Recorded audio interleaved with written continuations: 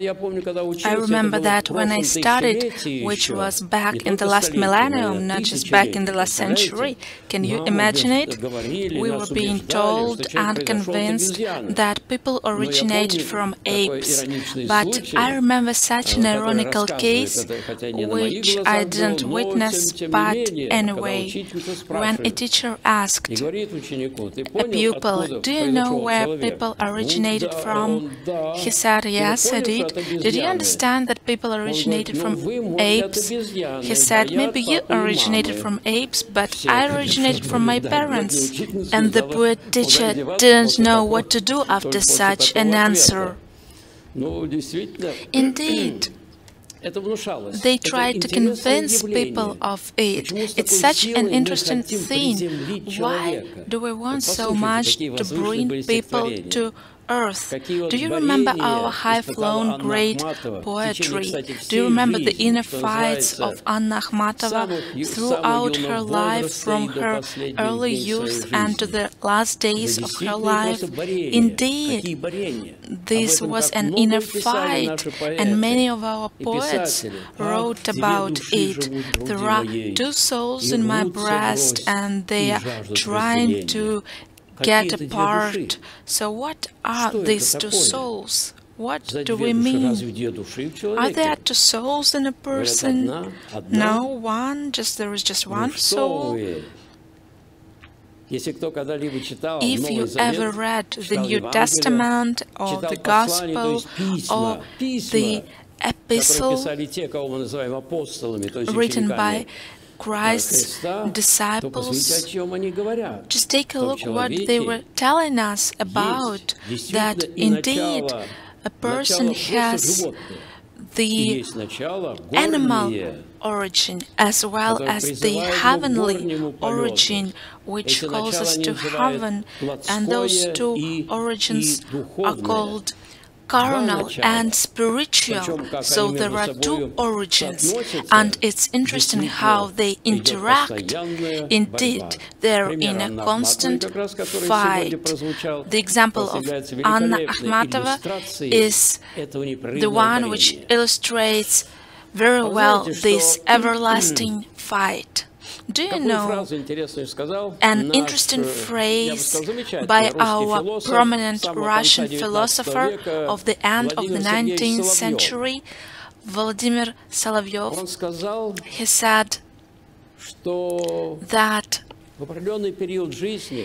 at a certain period of our life, the one that you are going through right now, he called this period the fatal age. At this age, so it is so strange. What was he talking about? He said something very interesting. Both heaven and earth and hell are watching a person with special attention at the fatal time when a person is getting eros.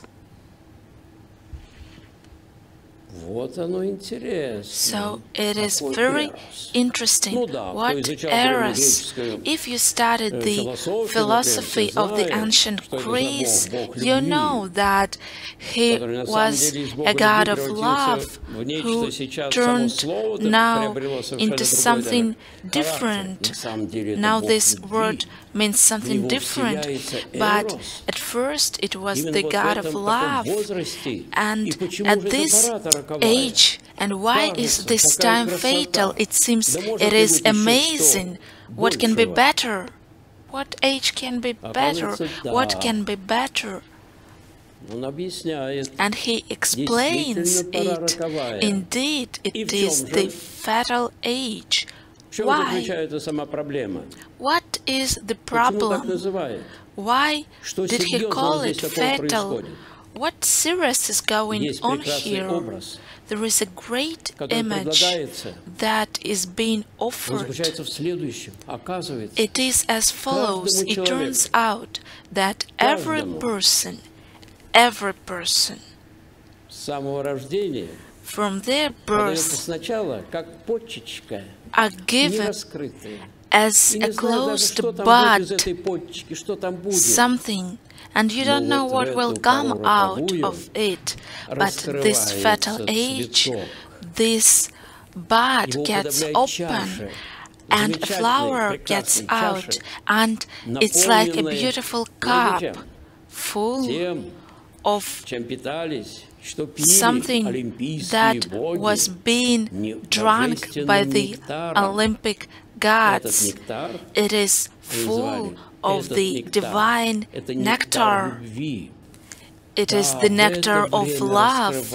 Indeed, at this age, this bud gets open and it turns out to be a flower, and you can enjoy it to the greatest extent, but in the same way, you can just throw it away. And you are given a full cup of love, but you can act differently. You can drink it all, and you can just splash it here and there, sprinkling it where people are walking with their dirty shoes, and you will trample down this priceless nectar. So you should realize what I am talking about if we turn to the tradition,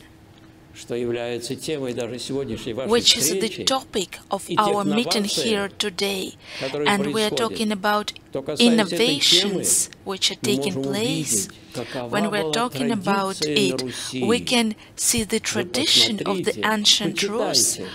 And please read about it. I see that you are interested in it. You can just read how the main event of every person took place. It was the marriage when the two people first became one. What was before it? It was a great festivity, and it was a great joy indeed. And this moment of this union, this marriage, was an amazing event which was for life, because before marriage neither him nor her splashed this cup somewhere, nowhere to anybody. So we happen to forget about the great tradition of our people. This is the tradition which lasted for thousands of years, which we can sum up in one single word: chastity. So here is the cup of love which every person has, and this cup fulfills our soul. And then when indeed these bows who have full cups, when they get united, it is the festivity of love and happiness. There was a tradition which ended in great marriages. Do you remember the marriages in villages? Oh my God, it was amazing. It wasn't like now, you know, we should invite him, her, and them I don't want to invite. So in a village, everyone was invited. Anyone who just happened to go by, they also were guests, and it was a great festivity for everyone. Indeed, so here they started to drink the full cup of love in their lives. It was the tradition. Indeed, the marriages were so strong, and they were being protected. And what about the innovations today? Just take a look. Just let's take a look what is going on today. What else do we need to tell after this? Everything has been turned into the animal lifestyle instead of life, instead of real love. We just happen to forget that love can be found in a person's heart, and it was the love that a person was ready to sacrifice everything for, even their life. You can read the novel Silver Night by Alexei Tolstoy. It is a very interesting novel, and you can just take a look at how great there the real-life situation is described, and the image of the Silver Night is so beautiful. Yes, there was the tradition. Indeed, it was the real beauty indeed.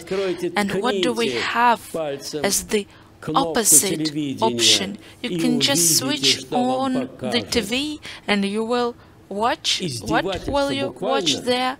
It is the mockery regarding everyone, and especially women, because you can say, please get undressed now, and you will be told, are you crazy? But really, but what is being done everywhere? So let's just take the TV, the internet, the magazines, the advertisement, the newspapers, and we are being fed with this being inflicted on us. They are trying to take this fortress, and you know, Russia is something that is trying to get opposed to it. We have just some remains of this chastity and conviction, and the conviction that this life is not over after this short decades get over, but we have eternal life in front of us, and we should think about it. And why do we still have it? Only because we still have orthodoxy that still tells us about the God's commandments, which tell us that love is the utmost value. Orthodoxy speaks of our heart, of our soul, and not of the dirt that you can find at every corner today. So this is the fatal age indeed, which comes. And you know at what age it comes. It is natural. And what can be happening? There is an episode, a hotel, and I heard it from a person who lived before the revolution. It was in a hotel, in the hall of the hotel, and there are great paintings to the right and to the left. And at one painting you can see the beauty, the sunlight, a lot of young men and women dressed in festive dressings with torches, and you can just feel what great music there is from that painting. And you look to the opposite side, and what can you see there? The torches have been put out. They're somewhere on the ground. It's twilight, and there on the ground the bodies which are intertwined. So such a smart person was able to create these two paintings in a hotel. Here, please take a look. What do you want? This beauty or this dirt? It is amazing. I wish this could happen more often, and we could see such artwork more often, so that we could realize what happens to a person at this fatal age. So here a person has to decide what they pick, the real beauty, or just simply the instincts from the animal life.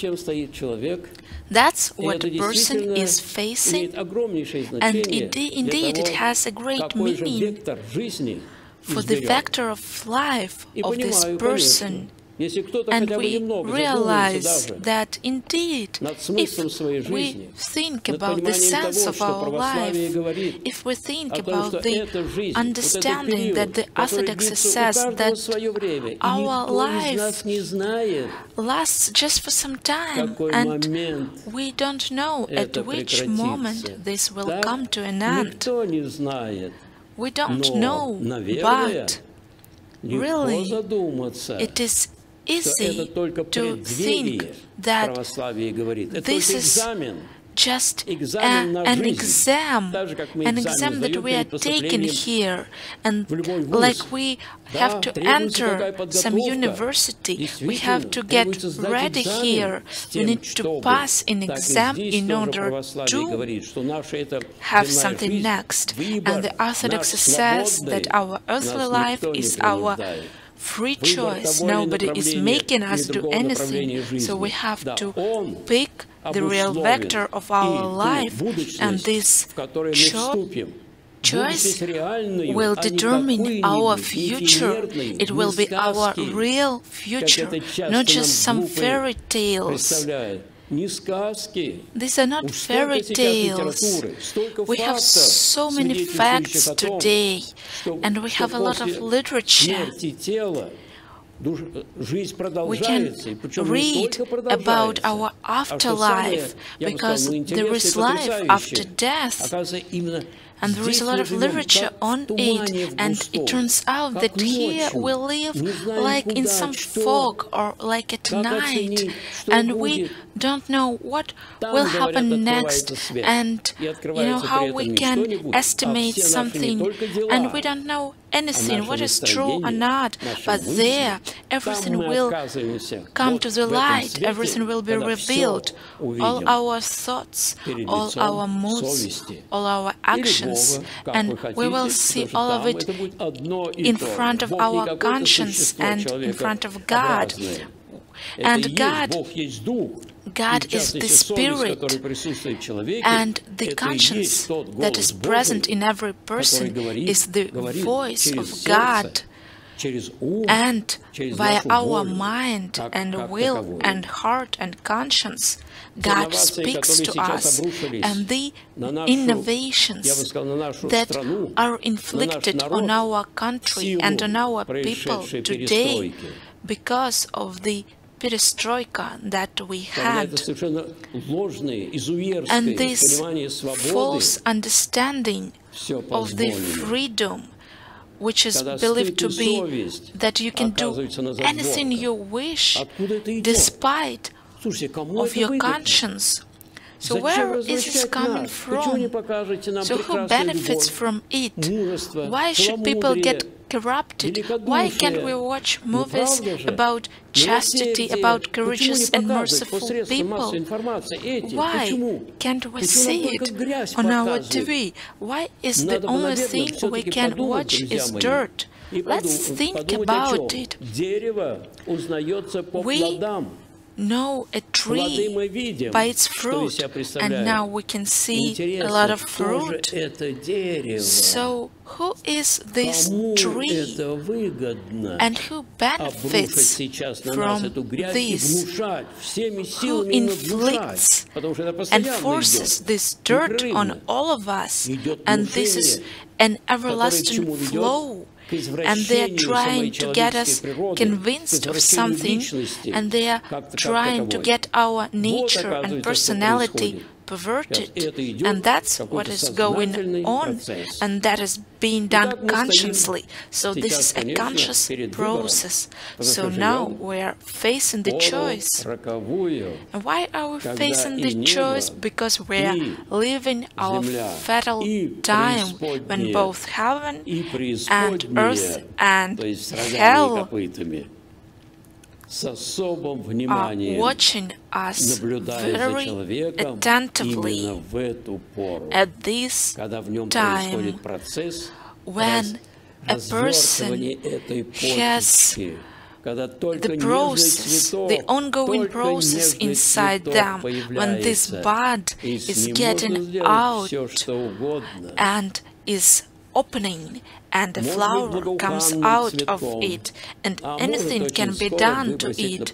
So this can be an amazing flower, or it can be thrown away as some trash.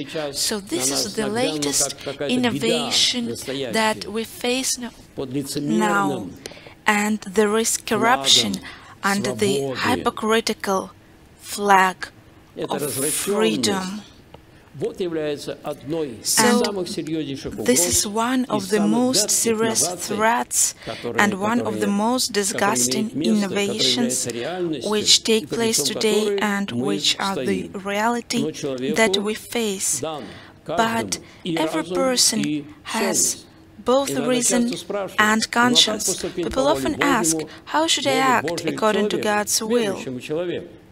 The answer is very simple. You have reason and conscience. You should act according to them, and you should listen to them. And this is the crossroads of the two lines. And this is the answer to the question about God's will. And even if my silly reason or mind makes a mistake, God will correct this mistake. But it depends on me if I act honestly and if I act according to my conscience. So these are the thoughts that we have when we are coming up to the holiday of the Nativity of Christ, the upcoming Christmas.